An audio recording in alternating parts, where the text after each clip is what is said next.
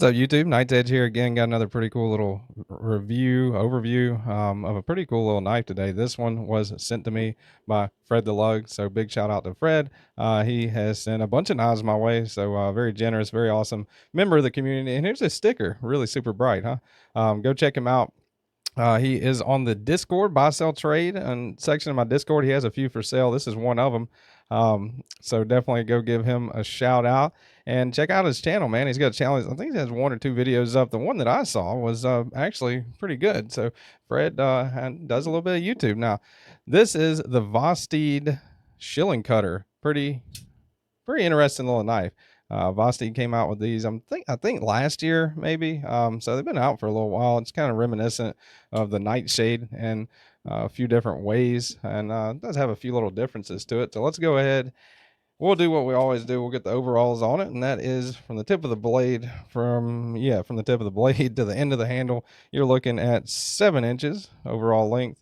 Blade length, a little right at 3 inches if you go right there where it meets up with the handle scale, excuse me. Right at 3 inches, and sharpened edge length right around 2 3/4. But it does have that nice swoop down and back up kind of belly thing going, the shilling, I guess, blade shape, right, going on with it. So get a little more than that lateral measurement, actually, technically, I guess, right, whenever you're using it to cut stuff with. So here is blade stock thickness, 121 thousandths, thickest part of the spine, and behind the edge you are looking at, it's a full flat grind, by the way, 21 thousandths right there behind the edge.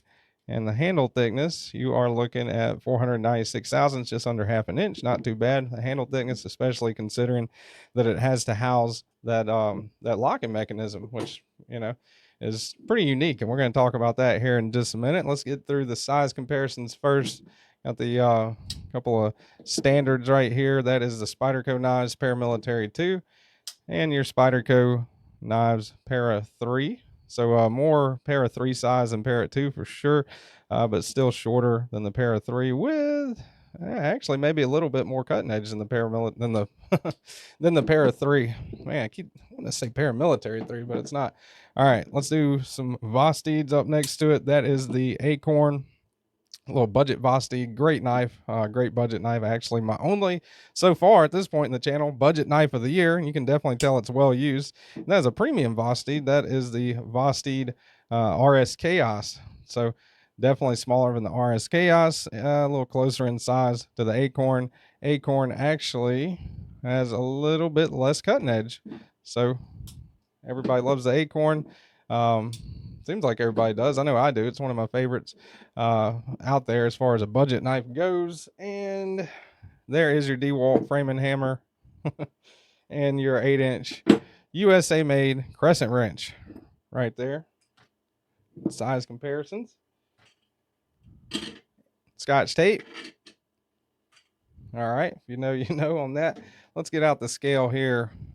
Gotta get some new channel stickers for the new logo, right? Still got I really need a new scale, actually. But that's the old logo on there. Now, it feels pretty light. This is aluminum. Let me get the flashlight out. You look in there, it does have some milling on the inside of that aluminum handle on that side. On the, I'm calling that the handles, the non-clip side, right? Because looks like it's only right-handed carry, which is kind of a bummer, I guess. But this side has the steel liner in there, which it's not that big, but it's not really like a cartridge liner. So yeah, that's kind of like the inside of it. A little bit of milling, especially on the aluminum side, not so much on the liner side of it. Let's check out the weight. I'm guessing, if I had to guess, and I'm probably going to be wrong, always fun to see how wrong I am. I'd say 3.5 ounces. Not too far off, 3.3. So 3.4. 3.3. I was hoping if I put it back on there one more time, I'd be right. But no, 3.3, 3.4 ounces. So definitely not, you know, to me, not really a heavy object at all to carry in the pocket. Maybe, you know, even in some gym shorts or something like that. Let's get out the old faded blue jeans here.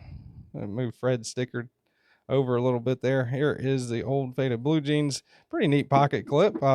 Deep carry-esque, but not totally deep carry. Still got a little bit sticking out right there. Not really too big of a deal to me anyway. Some people maybe so. And the pocket clip functions and works just fine. I like Vosteed's pocket clips. They seem to do a pretty good job with their standard pocket clips. If you can get used to sometimes the color scheme not matching, which they did on this one. So pretty neat. And then let's get a close up of that. That is the logo right there on the pocket clip. Works just fine in the pocket. And last but not least, as far as specs goes, we'll go ahead and do a hardware check on this. I'm thinking T8. And wow, that's a little bit loose right there. Tighten that up. T8 on the body screws. Pocket clip, probably a T6, but maybe a T8. No, thinking T6 on the pocket clip. Yeah, T6 on the pocket clip, T8 on the body screws, and the locking mechanism is called the Vancor lock. Looks like you got T6s on the outside of it there. And what else? The thumb stud. Thumb stud's a T8. So you got to have a T8 and a T6 to, if you want to fully disassemble this thing. Nice that the thumb studs you're able to disassemble them with a Torx bit. T8, by the way, on that. And I kind of like how they did that contrast and little color pop too. That kind of lime green on the thumb stud. I think that looks pretty good. They're calling this like a purple aluminum. I don't know. I mean, maybe maybe I'm more colorblind than a lot of people, but to me that's more blue than purple. I don't know. Maybe blurple would be right, and maybe I would say that's navy blue, but that's just me. And a black wash on the blade. Black stonewash is what they're calling it, black SW on the website. So ergonomics on this thing work just fine. Choke back, I still got a full forefinger grip. Choke back just barely, like my pinky's kind of falling off of it a little bit, but still pretty comfortable. And choked up is pretty good. This kind of slanted flat that they have on the top of the scales, that's nothing wrong there. I mean, I feel pretty solid, pretty locked in, feels pretty good there. And of course the Shilling cutter blade shape, definitely good for making like pull cuts, draw cuts, cuts like that. So designed for, utility in mind, even though it looks kind of weird. But I mean, so are Spyderco's, right? Now that Vancor lock is pretty smooth whenever you pinch it. And I guess this isn't why they didn't mount it for lefty carry as well, right? Because if you choked up on it left-handed, a lot of a chance that you would maybe kind of hit that button right there with the pad of your with your hand right there under your index. I don't know, but it makes sense to me. That's the only reason I could think of that maybe they didn't mount it. Make lefty mount an option on this one. Works pretty good, pretty smooth. Now, whenever you flip it open, you can the whole time you hold it down like that, it's going down, right? But as soon as you let go of it, it's stuck right there, right? So just remember that whenever you're closing it, you got to hold it down, which doesn't take long at all, but it's still pretty good, pretty fidgety actually. Not sure how secure the Vancor lock is. The button actuated pivot lock is what it is. In case I didn't say that already, you push that button and it closes like that, which I think is pretty neat. They've been coming out with a lot of knives like that lately. Vosteed, Riot, and the Truffles. The Truffles is the one that came out before this one, actually, I think, with that kind of pivot locking device. But pretty neat, pretty fidget friendly. You got your regular front flip right there, works just fine. Or your regular flip, I'm sorry, right there, works just fine. Front flip it, you can index it pretty easy. I think the indexing works pretty good. Use your thumb, that works as well. And of course, thumb stud's pretty snappy. Middle finger reverse flick it. So definitely a fidgety little knife. Definitely one that if it was my knife, I would probably be fidgeting with it some more. The aluminum feels really nice. I like how they kind of contoured it a little bit and have that nice little pattern right there that matches up on each side of the little milling pattern they put on the aluminum. And to top it all off, you got that nice little aluminum backspacer, which is a nice little touch. And you got the green there kind of contrasts well with that blue. I think that kind of color scheme looks pretty good. L-Max on the blade steel and aluminum on the handle material with a Vancor lock. $150 for this one. Kind of steep, I think Vosteeds are more reasonably priced in their budget territory, it seems like, to me anyway. But L-Max is not a bad blade steel at all. I mean, you see knives that cost multiple hundreds of dollars and even customs and stuff in L-Max every now and then.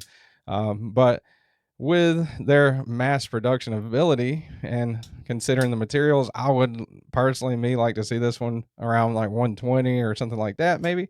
But that's just me, and I'm sure I don't know everything about what goes into the production of it and everything, but 150 seems a little steep to me.